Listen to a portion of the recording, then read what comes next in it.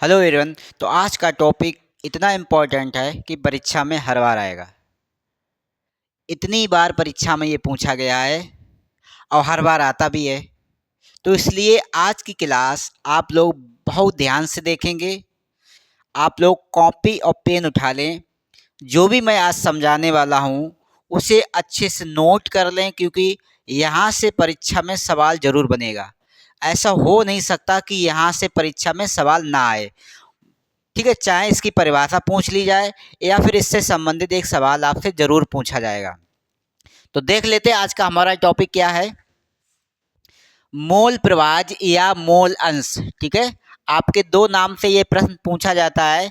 या तो मोल प्रभाज के नाम से पूछा जाएगा या फिर मोल अंश के नाम से पूछा जाएगा। ठीक है, एक्स जो लिखा है ये एक्स से प्रदर्शित किया जाएगा। एक्स जो है वो इससे क्या प्रदर्शित किया जाता है।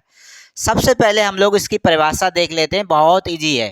ठीक है, अब इसमें नया नाम, कल की जो परिभाषा हम लोग पढ़ चुके हैं इसमें घटक नया नाम आएगा। ठीक है, बाकी सब तो वही है जैसा कि हम पढ़ते आ रहे हैं, पिछले वीडियो में जरूर देख लेना आप लोग। किसी बिलियन में, मैंने बताया था बिलियन आप लोग कैसे बनाते हो। ठीक है, मैंने कल के वीडियो में बताया था, परसों के वीडियो में बताया था बिलियन के बारे में। किसी बिलियन में किसी घटक के मोलों की संख्या, मान लीजिए बिलियन दो चीज़ों से मिलकर बना है, जैसे पानी और शक्कर, दो चीज़ों से मिलकर बना है। अब वो किसी घटक, चाहे वो पानी की बात कर रहा हो या फिर चीनी की बात कर रहा हो, कोई भी हो, किसी घटक के मोलों की संख्या, मान लीजिए आपने चीनी या पानी के मोलों की संख्या ज्ञात की। ठीक है, तथा बिलियन में उपस्थित कुल मोलों की संख्या। अब आपसे ये भी कह रहा है कि बिलियन में उपस्थित कुल मोलों की संख्या, मतलब आपने जो पानी लिया था और साथ में उसमें चीनी मिलाई थी, तो दोनों के एक मोलों की संख्या निकाली आपने और दोनों को जोड़ दिया, मतलब जो दोनों का योग कर दिया, तो ये कुल मोलों की संख्या हो गई। कुल मोलों की संख्या के अनुपात को उस घटक का मोल प्रभाज कहते हैं। वो कह रहा कि के अनुपात को उस घटक का मोल प्रभाज कहते हैं। मतलब आप ये कहना चाह रहा है, अगर आप पानी का मोल प्रभाज ज्ञात करेंगे तो वो घटक पानी होगा। अगर आप चीनी का मोल प्रभाज ज्ञात करेंगे तो वो घटक चीनी होगी। ठीक है, ये घटक दोनों के लिए लिखा गया है, चाहे वो चीनी हो चाहे वो पानी हो, मतलब चाहे वो विलेय हो चाहे वो विलायक हो। अब आप लोगों को देखो, विलेय और विलायक का दोनों का सूत्र अलग अलग लगेगा। यहाँ पर थोड़ी आपको पिछले सवालों से थोड़ी डिफिकल्ट हो सकता है ये सवाल। देखो, बहुत वैसे अगर एक बार आपको समझ में आ गया तो बहुत आसान भी आपके लिए हो जाएगा, क्योंकि मैं इस सवाल को लगाने की दो विधियां बताने वाला हूं। इसमें एक में आप कतई सूत्र नहीं लगाएंगे तब भी आप सवाल लगा लेंगे, और दूसरे में आपको सूत्र लगाकर सवाल लगाएंगे। ठीक है, तो सबसे पहले हमने लिखा सूत्र, विलेय का मोल प्रभाज। अब मान लीजिए घटक, विलयन में दो चीजें होती हैं, मैंने अच्छे से आपको बताया, एक विलेय होता, विलयन में एक विलेय होता, दूसरा होता विलायक। तो सबसे पहले हम क्या करेंगे, विलेय का मोल प्रभाज कैसे ज्ञात करेंगे, एक्स बराबर फार्मूला लगाएंगे स्मॉल डब्ल्यू बटे स्मॉल एम। ठीक है, फिर बटे लिखना है पूरा, फिर स्मॉल डब्ल्यू बटे एम प्लस कैपिटल डब्ल्यू बटे कैपिटल एम। ये हमारा काय का फॉर्मूला हो गया, विलेय का मोल प्रभाज जब ज्ञात करेंगे हम। ठीक है, एक्स का जब मान निकालेंगे तो विलेय का मोल प्रभाज निकालोगे। अब देखो, जो स्मॉल डब्ल्यू जो तुमने लिखा वो क्या होता है, विलेय का भार होता, चाहे द्रव्यमान बता दो। अब जो स्मॉल डब्ल्यू आपने लिखा है वो विलेय का द्रव्यमान बता लो। मतलब विलेय का मान जो दिया जाएगा वो आपका, मतलब कम, हमने ये भी बताया कम जो मान होगा वो विलेय का द्रव्यमान होगा, या आप इसे भार लिख सकते हो। फिर एम देखो आपने जो लिखा एम, ये विलेय का अणुभार होगा। कल बताया था NaCl का अणुभार निकालना बताया था आपको, तो अणुभार ही होगा। ठीक है, फिर कैपिटल डब्ल्यू की बात कर लें, विलायक का द्रव्यमान। अभी तक देखो जो स्मॉल है वो विलेय विलेय है, और जो कैपिटल में वो विलायक का द्रव्यमान, मतलब विलायक आपका ज़्यादा होता पानी तो उसको कैपिटल में लिख दिया गया, तो विलायक का द्रव्यमान। ऐसे कैपिटल एम का विलायक का अणुभार। तो आपको ये समझ में आ गया होगा कि आखिरकार ये हमारे जो सूत्र लिखा गया है इनके मान इस प्रकार से हमें ज्ञात करना है। अभी हम जब सवाल लगवाएंगे तो आपकी कतई कंफ्यूजन जो है दिमाग में वो सारी दूर कर देंगे। इसी प्रकार विलायक का मोल प्रभाज ज्ञात करेंगे। बस बदलना का, यहाँ तुमने स्मॉल लिखा हुआ है वहाँ तुम्हें क्या कर देना, कैपिटल में कर देना है, नीचे वाला सेम रहेगा। नीचे वाला सेम रहेगा। जैसे इसमें आपको ये वाला सूत्र याद कर लो, केवल चेंज क्या करना, विलायक में यहाँ स्मॉल है वहाँ कैपिटल यूज करना है बस। यहाँ स्मॉल डब्ल्यू स्मॉल एम है, यहाँ कैपिटल डब्ल्यू कैपिटल एम है। उम्मीद है सूत्र सबको समझ में आ गया होगा। केवल डब्ल्यू और एम का खेल है, बस सूत्र इतना ही बना हुआ। देखो अब देखो, इसमें इधर स्मॉल इधर capital, small capital small capital, बस इतना सा सूत्र है। डब्ल्यू एम बस, स्मॉल इधर कैपिटल इधर, विलय में ऊपर स्मॉल और विलायक में ऊपर कैपिटल। इतनी बात आपको याद रखनी है सूत्र में, ठीक है। तो इनका बांध तो हमने बता ही दिया। सब लोग इसका स्क्रीनशॉट लो बहुत अच्छे से, ठीक है, ले लिया, अच्छी बात है। चलो देखो, सवाल को मैं दो तरीकों से बताऊंगा। आप अगर सूत्र से लगाते हैं बहुत अच्छी बात है, ठीक है, और सूत्र से अगर किसी किसी को नहीं भी पसंद है लगाना, तो बगैर सूत्र के माध्यम से भी हम सवाल को लगवाएंगे। और साथ साथ में हम ये भी आपको बता दें, मैंने इस प्रकार जो नोट्स आप लोग व्हाइट बोर्ड में देख रहे हैं, इस प्रकार की भाषा को मैंने एक नोट बहुत अच्छे से तैयार किया है। वो चाहे केमिस्ट्री हो, बायोलॉजी हो, चाहे भौतिक विज्ञान हो, मतलब फिजिक्स, इन तीनों के नोट आपको 149, तीनों के नहीं, केवल एक सब्जेक्ट के नोट मिलेंगे 149, ठीक है। अगर आप अलग अलग सब्जेक्ट के नोट लेना चाहेंगे तो हर सब्जेक्ट को आपको मतलब 149 रुपये पे करने पड़ेंगे, ठीक है। तो आप लोग सोच लो, समझ लो, इससे बेहतर नोट आपको कोई टीचर उपलब्ध नहीं करवा पाएगा, ना कोई मार्केट उपलब्ध करा पाएगा, ठीक है। चलो देखते हैं। अब मैं इसको इरेज करा, सबने ले ली फोटो, अच्छी बात है। अब मैं लिखूंगा सवाल,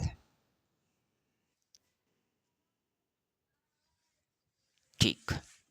अब लिखने वाला हूं इस पर आधारित एक सवाल जो हम सब मिलकर लगाएंगे इसे। तो सवाल है हमारा 72 ग्राम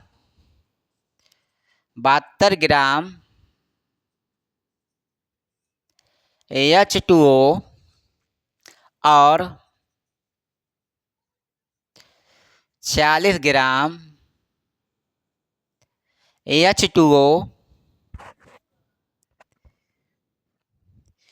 40 ग्राम, अरे फिर H2, तो ये हो ही गया जल। 40 ग्राम है C2H5OH, एथिल एल्कोहल इसे बोला जाता है, एथिल एल्कोहल के बिलियन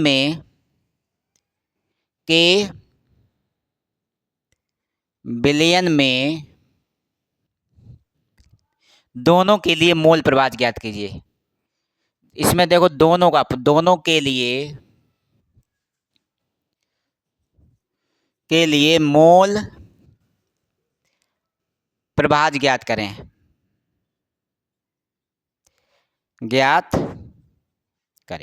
ठीक है। अब देखो तुम्हारे हिसाब से ये क्या होना चाहिए और तुम्हारे हिसाब से ये क्या होना चाहिए, ठीक है। क्लियर हो गया क्या होना चाहिए। ये तुम्हारा देखो ज़्यादा है, और ज़्यादा के लिए हमने क्या बताया था, आपका क्या हो गया, ये आपका हो गया विलायक, ये क्या हो गया आपका विलायक, और ये आपका हो गया विलेय, ठीक है। विलेय होगा। सबसे पहले हमें को क्या करना है, हम लिख लेंगे विलेय को पहले, क्योंकि विलेय से हम स्टार्ट करेंगे। विलेय का भार हमारा दे रखा है 40 ग्राम। इधर लिख लो अब इसका विलायक का कितना दे रखा है, विलायक का भार दे रखा है 72 ग्राम। विलायक है कौन तुम्हारा, H2O है, और ये कौन है तुम्हारा C2H5OH है।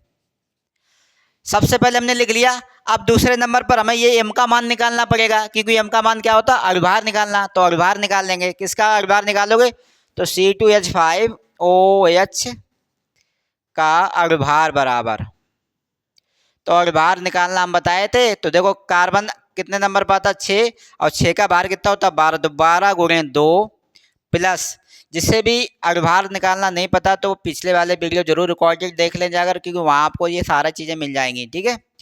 H कितनी बार, 1 गुणे 5, फिर ऑक्सीजन 16 होता है, फिर H एक बार है तो 1, इन सबको प्लस करते हैं। 12 दूनी 24, 5 एकम 5 और 16 एक 17, तो 24 और 5 कितना हो गया, 24 5 होता है, बताइए कितना होता है, 29, और 29 और 1 30 और 16 46, तो अणुभार कितना निकल आया 46। ठीक है, अब इसी प्रकार हम उधर जल का भी कर लेंगे, क्योंकि हमें ये मान किसका पता चल गया, एम का मान पता चल चुका है, और ये मान हमारा क्या आएगा, डब्ल्यू का। अब इधर कैपिटल डब्ल्यू की बात कर लेंगे। तो इसका कैपिटल डब्ल्यू का मान दे रखा है, लिखो दे रखा है। अणुभार निकालो, एम का मान निकाल लो, अणुभार निकालो। तो अणुभार जल का होता है 18, कल निकलवाए थे, आप वीडियो में देख लेना। ठीक है, कैसे निकालोगे, 1 × 2 + 16, तो 2 एकम 2, 16 कितना, तो 18। तो ये किसका मान निकला, कैपिटल एम का मान निकला। ठीक है, ये कैपिटल एम का, क्योंकि विलायक की बात हो रही है। अब हम ये सारी चीज़ें क्या करेंगे, सूत्र में अप्लाई कर देंगे। सारी चीज़ें निकाल, देखो स्मॉल डब्ल्यू कितना आया 46, तो 46 बटे एम कितना आया 46, 46 रख दिया, पूरा बटे कितना है, फिर 46 बटे 46। कैपिटल डब्ल्यू कितना आया आपका 72, स्मॉल कैपिटल एम कितना आया है 18। ठीक है, इधर भी वही काम करते हैं। देखो कैपिटल है तो 72 बटे 18, क्योंकि 72 बटे 18 कैपिटल डब्ल्यू है आपका, ये कैपिटल डब्ल्यू। ठीक है, ये स्मॉल कैपिटल एम, तो पूरा बटे करोगे, स्मॉल आ गया, तो स्मॉल वाला है, तो स्मॉल के मान क्या थे, देखो 46 बटे 46, तो 46 बटे 46 प्लस तो 72 बटे 18, ये है। चलो अब सॉल्व कर लें। 46 ने 40 को काट दिया एक बार, 40 ने 46 को काट दिया एक बार, 18 चौक 72, कितनी बार गया, 4 बार। तो इसका कितना होगा, 1/4, क्योंकि 46 एकम 46, एक तो ऊपर बचा है, तो एक ऊपर बचा, नीचे 4 बचा हुआ है। ठीक है,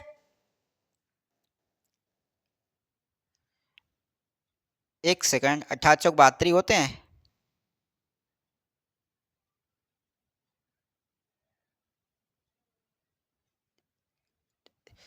अभी थोड़ा चेक कर लो, देखो 46 एकम 46, एक ऊपर आया, ऊपर एक सही है, कोई दिक्कत नहीं। 46 एकम 46, एक ये बचा, और 18 चौक 72, 4 ये आया, तो 4 और ये बीच में प्लस का निशान लगा, ये जरा ध्यान दो। तो 4 एक कितना हुआ, 5 हो गया, तो 1/5 ये निकल आया। इसको सॉल्व कर लेते हैं, तो 5 दूनी 10 आ गया, 0.2 आ जाएगा। ठीक है, अब इसको सॉल्व कर लेते हैं। 18 चौक 72, ऊपर हो गया 4, 18 एकम 18, अरे देखो 18 का 18 चौक 72, ये हो ही गया, कटने पर 4 बार गया, 4 आ गया ऊपर। 46 एकम 46, 18 चौक 72, नीचे कितना आया, 4 और 1 5, 5। अब भाग देंगे 5 का 40 में, तो पॉइंट लगा देंगे, 40 हो जाएगा, 15 40, ये आ जाएगा। तो ये आपका मोल प्रभाज निकल के आ गया। बिल्कुल इस प्रकार से आप मोल प्रभाज निकाल सकते हैं। तो उम्मीद है ये सवाल सबको समझ में आया होगा। अब मैं अपनी दूसरी विधि बताऊंगा, किस प्रकार से आप दूसरी विधि से भी लगा सकते हैं। ठीक है, दूसरी विधि बगैर सूत्र के इस्तेमाल करें, बगैर सूत्र के आप सवाल को लगा सकते हैं। आप कतई डब्ल्यू या एम या कैपिटल डब्ल्यू कैपिटल एम को कतई इस्तेमाल नहीं करेंगे, फिर भी आप सवाल को बिल्कुल यही आंसर के साथ लगा पाएंगे। बिल्कुल ठीक है, तो ये मैं आपको बता रहा हूं अगले सवाल में, क्योंकि अगले वीडियो में ये मोल प्रभाज का वीडियो नंबर 1 है। ठीक है, ये मोल प्रभाज का वीडियो नंबर 1 है। मोल प्रभाज का जो वीडियो नंबर 2 तुरंत मैं अभी अपलोड कर रहा हूं, आप उसमें देखना कि ये इसकी इसी सवाल की मैं दूसरी विधि बताने वाला हूं, किस प्रकार से आप इस सवाल को दूसरी विधि से लगाएंगे। ठीक है, टाटा बाय बाय।